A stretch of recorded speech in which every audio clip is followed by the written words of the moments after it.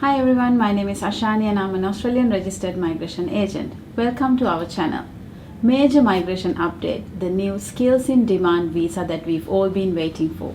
On 7th of December 2024, Australia introduced the new skills in demand or the SID visa, replacing the temporary skill shortage TSS visa. Here is what you need to know. For TSS visa applicants already in process, if your employer lodged a TSS nomination before 7th of December but you haven't submitted your visa application, the nomination will automatically transfer to be a SID nomination. And if your nomination is approved, then you can lodge a SID visa application for the nomination lodged. What does the SID visa offer?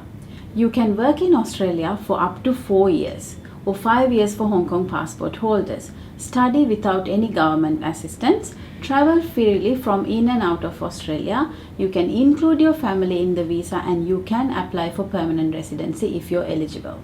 There are 4 different streams under the SID visa pathway or the SID pathway. First is the specialist skill. This is mainly for high caliber individuals who are going to bring their knowledge and experience into Australia to increase the number of employment in Australia and all the critical technologies and sectors. The annual salary for this pathway is $135,000 or higher, and there is 1 year work experience requirement and really faster processing times as promised by the department, only 7 days. With this pathway, there's still the English and all the other requirements of the TSS visa is applicable. The special with this pathways, there is no occupation list. So applicant can select any ANSCO occupation as long as they can meet the other criteria of this pathway. The second pathway is called the core skills occupation list pathway. This is the pathway that is most similar to the current TSS visa. Under this pathway, there is a new occupation list called CSOL. I'll actually do a different video about this new occupation list. There's 456 occupations that you can pick under the core skills pathway. With this pathway, same as the previous TSS, your minimum salary has to be at least $73,150 and you have to pick a occupation out of the CSOL list, and you need to have 1 year work experience, and the English requirement has to be at least 5 in each band for IELTS or 36 each for PTE. So that's the competent English you need for this pathway. Again, under this pathway, as I said, there are so many occupations one can select from, and there is no other occupation lists available that you have to pick from. The ROL, regional occupation list, short-term list, long-term list, they're all gone. So there is this one list. If you want to apply under core skills pathway, you have to pick that, and you can get a visa for up to 4 years.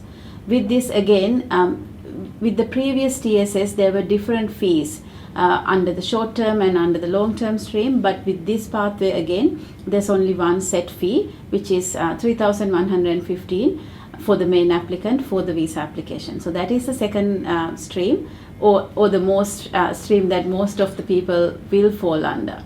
The third stream, it's called the essential skills pathway. Under the essential skills pathway, it's very interesting. We haven't really seen the detailed criteria yet, but they are talking about all the essential skills.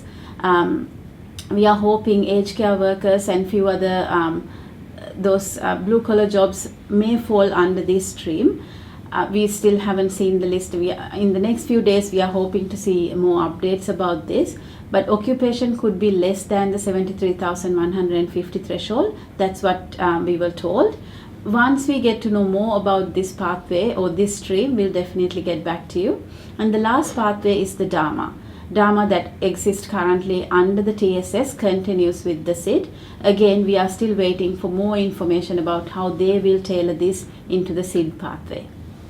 So for all these 3 pathways, the eligibility criteria is you need to be sponsored for an occupation, have relevant work experience, skills, and a positive skills assessment if necessary, meet the health and character requirements and English requirements for your occupation. As I said earlier, the cost is now just one fee of 3,115 for the main applicant. It does not depend whether it's on short term, long term, it's all gone. Family inclusions. You can include your eligible family members in your application, but they also must meet the health and character requirement. So the key points are: ensure you comply with your visa conditions. If your visa is expiring, you'll need a new employee nomination and a visa application. And applications are processed case to case, case by case. So submitting complete document upfront ready applications are very important.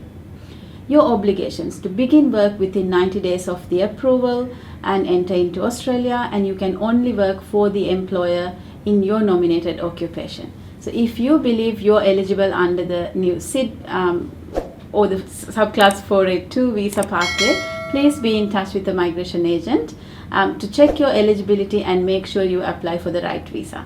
Thank you so much once again for watching. We will come up with more videos as we get more news about the National Innovation Visa and different pathways of the SID visa.